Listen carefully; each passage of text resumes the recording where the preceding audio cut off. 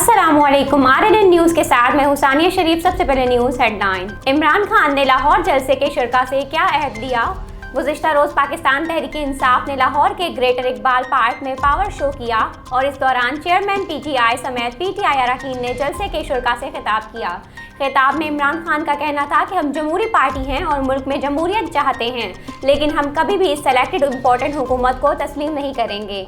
Chairman Tehreek Insaf का कहना था कि जिनसे भी गलती हो गई एक ही तरीका है गलती ठीक करने का, और वो है फौरी इलेक्शन कराए जाएं। इमरान खान ने खिताब के दौरान जलसे के शुरका से अपनी ख्वाहिश का इजहार भी किया और कहा कि 27 तारीख को शब दुआ की रात मनाई जाए और इस रात अल्लाह से दुआ की जाए कि अल्लाह हमारी हकीकी आज़ादी की तहरीक को कामयाब बनाए। इमरान खान ने खिताब के दौरान जलसे के शुरका से अपनी ख्वाहिश का इजहार भी किया और कहा कि 27 तारीख को शब दुआ की रात मनाई जाए और इस रात अल्लाह से दुआ की जाए कि अल्लाह हमारी हकीकी आज़ादी की तहरीक को कामयाब बनाए। और इनके लफ्ज़ों को दोहराएं, हम सब आज अहद करते हैं कि हम अपने मुल्क की हकीकी आज़ादी जमहूरियत के लिए हर वक्त जदोजहद करेंगे और तब तक करेंगे जब तक इलेक्शन का ऐलान नहीं हो जाता। अदालत ने मुतालिका इदारों की रिपोर्ट्स को गैर तसल्ली बख्श करार दे दिया। लाहौर हाई कोर्ट के रावलपिंडी बेंच ने सानिया मरी केस की समाअत के दौरान मुतालिका इदारों की पेश की गई रिपोर्ट्स को गैर तसल्ली बख्श करार दे दिया, जबकि एक्साइन महकमा हाईवेज पंजाब को ज़ाती हैसियत में तलब कर लिया। जस्टिस चौधरी अब्दुल अजीज ने जाँ बहक होने वालों का मुकदमा दर्ज न होने पर बरहमी का इजहार किया। Lahore high court Rawalpindi bench में सानिया मरी केस की समाअत जस्टिस चौधरी अब्दुल अजीज ने की। दौरान समाअत सानिया मरी के हवाले से 4 तहकीकाती रिपोर्ट्स पेश की गई। अदालत ने NHA के XEN को आइंदा समाअत पर ज़ाती हैसियत में तलब कर लिया। जस्टिस चौधरी अब्दुल अजीज ने सानिया मरी केस में जाँ बहक होने वालों का मुकदमा दर्ज न होने पर शदीद बरहमी का इजहार किया और कहा जिन महकमों की नाअहली बनती है इनके जिम्मेदारान के खिलाफ मुकदमा दर्ज होना चाहिए था। पीर के रोज़ मुकदमा दर्ज न करने के हवाले से अदालत को आगाह किया जाए। केस की मजीद समाअत 25 अप्रैल तक मुलतवी कर दी गई है। सानिया मरी केस बर्फानी तूफान के बायस गाड़ियां कई घंटों शाहराहों पर फंसे रहने के बायस 23 कीमती जानें ज़ाया हुई थी, जिस पर वज़ीर आज़म वज़ीर आला पंजाब ने नोटिस भी लिया था। डिप्टी कमिश्नर रावलपिंडी AC मरी और CPO रावलपिंडी को ओहदों से हटा दिया गया था। सुप्रीम कोर्ट आर्टिकल 63A की तशरीह से मुतालिक सदारती रेफरेंस की समाअत ईद के बाद तक मुलतवी। सुप्रीम कोर्ट ने आर्टिकल 63A की तशरीह से मुतालिक सदारती रेफरेंस की समाअत ईद के बाद तक मुलतवी कर दी। PTI के वकील अली जफर ने दलाइल में कहा कि वोट कास्ट तो ज़रूर होगा, लेकिन इसको गिना नहीं जा सकता। चीफ जस्टिस ने कहा कि अदालत का काम तमाम आईनी सवालात का जवाब देना है। चीफ जस्टिस उमर अता बंदियाल की सरबराही में इन 3 रुकनी बेंच ने आर्टिकल 63A की तशरीह से मुतालिक सदारती रेफरेंस पर समाअत की। दौरान समाअत चीफ जस्टिस उमर अता बंदियाल ने रिमार्क्स दिए कि ज़मीर के मुताबिक जो आइन के तहत दुरुस्त लगता है वो करते हैं।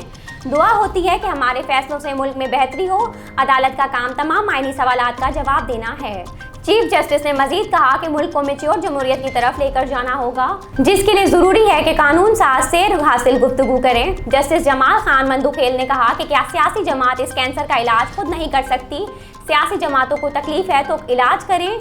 जस्टिस मुनीब अख्तर ने रिमार्क्स दिए कि इज्जत का रास्ता यही है कि मनहरिफ रुकन मुस्तफ़ी होकर घर जाएं। सियासतदानों को कुर्बानियाँ देना होंगी। अदालत ने PTI के वकील अली जफर को तहरीरी मारूजात जमा करवाने की हिदायत कर दी। पाकिस्तान मुस्लिम लीग काफ के वकील अजहर सदीक ने मिसाक जमहूरियत का हवाला देते हुए कहा कि जमहूरियत के चैंपियन बनने वालों ने मैंडेट का एहतराम का मुआहदा किया था। अमली तौर पर जो कुछ किया गया वो मिसाक जमहूरियत के खिलाफ है। अदालत ने केस की समाअत ईद के बाद तक मुलतवी कर दी। PTI मेंबरान के इस्तीफे डीसेल कर दिए गए। स्पीकर कौमी असम्बली राजा परवेज अशरफ कहते हैं पाकिस्तान तहरीक इंसाफ के मेंबरान के इस्तीफे डीसेल कर दिए गए हैं। जुम्मे के रोज स्पीकर कौमी असम्बली ने मीडिया से मुख्तसर गुफ्तगू में कहा कि इस्तीफा कवानीन के मुताबिक मंजूर होंगे। इस्तीफा देने वाले मेंबरान को मैं अपने चैम्बर बुलाऊंगा। राजा परवेज अशरफ ने मजीद कहा कि इस्तीफा देने वाले मेंबरान से मैं 1-on-1 मुलाकात करूंगा। इस्तीफों की मंजूरी का अमल जल्द शुरू होगा। डायरेक्टोरेट ऑफ म्यूनसिपल एडमिनिस्ट्रेशन के स्पेशल ऑडिट में कौमी खजाने को अरबों रुपए नुकसान का इंकशाफ। डायरेक्टोरेट ऑफ म्यूनसिपल एडमिनिस्ट्रेशन के स्पेशल ऑडिट में कौमी खजाने को अरबों रुपए का नुकसान का इंकशाफ हो गया। Chief officer MCI Ali Asghar और दीगर अफसर खजाने को अरबों रुपए नुकसान पहुंचाने के जिम्मेदार करार पाए। स्पेशल ऑडिट में सेंटोरस मॉल, दामनको, शक्करपड़ियां, G9 अड्डा के ठेकों में बड़े पैमाने पर बेज़ाब्तिगियां हुई। Chief officer MCI Ali Asghar और दीगर अफसरान खजाने को अरबों रुपए नुकसान पहुंचाने के जिम्मेदार करार दिया गया। ऑडिट रिपोर्ट के मुताबिक कंट्रैक्टर्स को खिलाफ ज़ाब्ता 85 करोड़ रुपए से ज़ायद फायदा पहुंचाया गया। लियाकत अली खान एंड को से F9 पार्क में वाक़या मेगाजोन बॉलिंग क्लब से 14 करोड़ 64 लाख रुपए वसूल नहीं किए गए। सेंटोरस मॉल दामन को शक्करपड़िया G9 अड्डा और डिप्लोमेटिक शटल सर्विस के ठेकों में कौमी खजाने को भारी नुकसान हुआ। DMA की जानिब से वसूलियां करने के लिए कोई संजीदा कोशिश नहीं की गई और ना ही कंट्रैक्टर के खिलाफ कोई एक्शन लिया। अल नूर शटल सर्विस ने 10% सिक्योरिटी डिपॉजिट और 10% विद होल्डिंग टैक्स जमा नहीं कराया। G9 बस स्टैंड पर 19 दुकानें स्टॉल्स जबकि सेंटोरस मॉल पर 2 स्टॉल्स खिलाफ ज़ाब्ता अलॉट किए गए। DMA इंतजामिया ने आबासीन ओरेस से 17 करोड़ रुपए वसूल नहीं किए। आबासीन ओरेस को दामन को पार्किंग का भी ठेका दिया गया। सिक्योरिटी डिपॉजिट और विद होल्डिंग टैक्स की मद में 12 लाख रुपए वसूल नहीं किए। रोजनामा मेरा मुल्क कराची, लाहौर, सरगोदा, इस्लामाबाद से बैक वक्त शाये होने वाला बड़ा अखबार पाकिस्तान के तमाम छोटे बड़े शहरों और तमाम न्यूज़पेपर स्टॉल पर दस्तयाब। आप आज ही पढ़ें रोजनामा मेरा मुल्क। सऊदी अरब ने 2022 के लिए हज कोटा जारी कर दिया। सऊदी अरब ने 2022 के लिए हज कोटा जारी कर दिया। रवां साल 10 लाख मुल्की और गैर मुल्की अफराद हज की सआदत हासिल करेंगे। सऊदी हुकूमत ने 2 साल कोरोना पाबंदियों के बाद साल 2022 में आज़मीन हज के कोटे में इजाफा कर दिया है। सऊदी हुकूमत ने तमाम मुसलमान ममालिक के हज दरख्वास्तों का कोटा जारी किया है।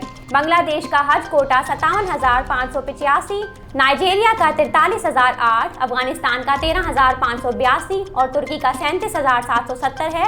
बरतानिया 12,348, अमेरिका 9,504 और फ्रांस को 9,268 अफराद का कोटा अलाट किया गया। सऊदी अरब हर मुल्क को मुसलमानों की आबादी की बुनियाद पर हज कोटा मुख्तस करता है। इसके मुताबिक पाकिस्तान को 2019 में 1,79,000 का कोटा मुख्तस किया गया था। फिर हज कमेटी ऑफ पाकिस्तान इस कोटे को मुख्तलिफ सूबों में तकसीम करती है और इस कोटे का कुछ हिस्सा प्राइवेट टूर ऑपरेटर्स के लिए भी महफूज रखती है। सऊदी हुकूमत के कवानीन के मुताबिक इस साल 65 साल से ज़ायद उम्र के अफराद हज अदा नहीं कर सकेंगे।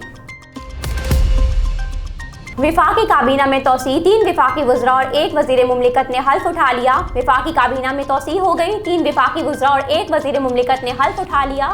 वज़ीर आज़म शहबाज शरीफ की काबीना में 3 नए विफाकी वज़रा शामिल हो गए।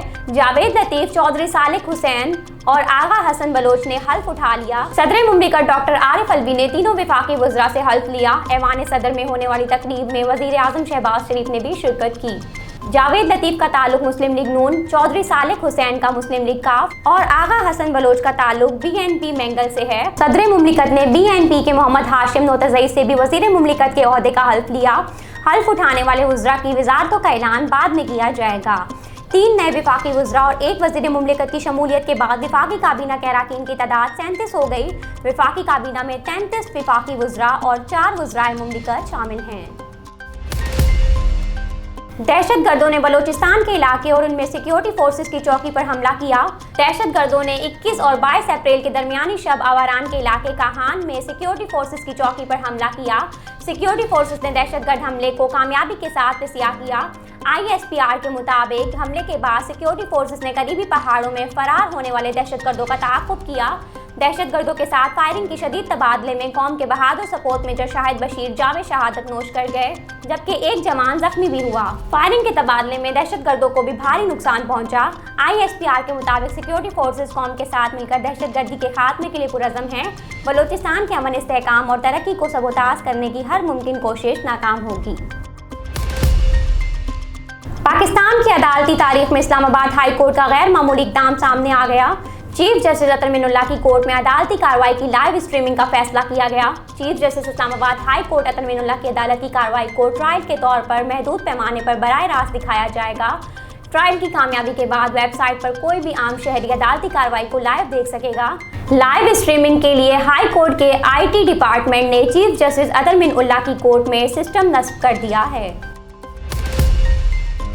लोगों के चेहरों पर कहके बिखेरने वाले फनकार मोइन अख्तर की 11वीं बरसी। लोगों के चेहरों पर कहके बिखेरने वाले हर दिल अजीज फनकार मोइन अख्तर की आज 11वीं बरसी है।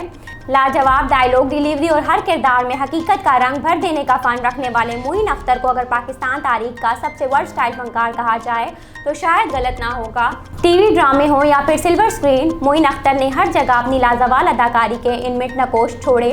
ड्रामा सीरियल रोज़ी में वो अपने फ़न की बुलंदियों पर नजर आए, जबकि आंगन टेढ़ा इंतजार फरमाइए, बंदर रोड से केमाड़ी, हाफ प्लेट और ईट ट्रेन जैसे बेमिसाल ड्रामे आज भी उनके मदाहों के जहनों में ताज़ा हैं। ये अजीम फनकार 22 अप्रैल 2011 को अपने करोड़ों मदाहों को सोगवार छोड़कर जहान पानी से कूच कर गया, मगर फिर भी अपने मदाहों के दिलों में जिंदा हैं। हेडलाइंस आपने मुलाहिजा की। न्यूज़ स्टूडियो से फिलवक्त इतना ही। मजीद खबरों और अपडेट्स के लिए देखते रहिए RNN न्यूज़। हमारे साथ रहिएगा।